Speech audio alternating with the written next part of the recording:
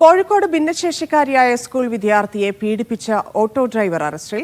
വളയനാട് സ്വദേശിയെ നടക്കാവ് പോലീസാണ് അറസ്റ്റ് ചെയ്തത്. സ്കൂളിലേക്ക് പോകും വഴി ഓട്ടോയിൽ വെച്ചായിരുന്നു പീഡനം.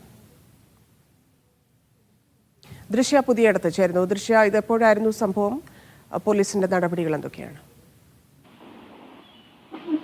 ധന്യ, ഇപ്പോൾ ഈ ഒരു ഭിന്നശേഷിക്കാരിയായ കുട്ടിയെ പീഡിപ്പിച്ചതിൽ വളയനാട് സ്വദേശിയായ ഓട്ടോ ഡ്രൈവറെയാണ് നടക്കാവ് പോലീസ് അറസ്റ്റ് ചെയ്തിട്ടുള്ളത്. സ്കൂളിലേക്ക് പോകുന്ന വഴിയാണ് കുറച്ചു ദിവസം മുൻപ് ഇത്തരത്തിലൊരു പീഡന ശ്രമം ഉണ്ടായത്.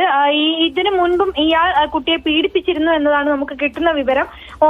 ഈ സ്കൂളിലേക്ക് കൊണ്ടുപോകുന്ന വഴിയിൽ ഓട്ടോറിക്ഷയിൽ വെച്ച് ഈ ഓട്ടോ ഡ്രൈവർ കുട്ടിയെ പീഡിപ്പിക്കുകയായിരുന്നു. ഈ സമയത്ത് തന്നെ ഈ മറ്റൊരു കുട്ടിയുടെ പിതാവ് ഇയാളുടെ ഫോണിലേക്ക് വിളിക്കുകയും അത് ഇയാൾ അറിയാതെ തന്നെ ഈ കോൾ അറ്റൻഡ് ചെയ്യുകയുമായിരുന്നു. ഇതാണ് വഴിത്തിരിവായത്. പെൺകുട്ടിയുടെ ശബ്ദം കേട്ട്, കരയുന്ന ശബ്ദം കേട്ടാണ് ഈ പിതാവ് ഈ സ്കൂൾ അധികൃതരെ വിവരം അറിയിക്കുന്നത്. പിന്നീട് ഈ സ്കൂൾ അധികൃതർ പോലീസിനെ വിവരം അറിയിക്കുകയായിരുന്നു. ഈ പോലീസ് ചോദ്യം ചെയ്തു നിന്നാണ് ഇയാൾ ഈ പെൺകുട്ടിയെ നിരന്തരമായി പീഡിപ്പിക്കാറുണ്ടായിരുന്നു എന്നുള്ളൊരു വിവരം കൂടി പോലീസിന് ലഭിച്ചത്. എന്തായാലും വളയനാട് സ്വദേശിയായ ഓട്ടോ ഡ്രൈവറെ ഇപ്പോൾ നടക്കാവ് പോലീസ് അറസ്റ്റ് ചെയ്തിട്ടുണ്ട്. ധന്യ.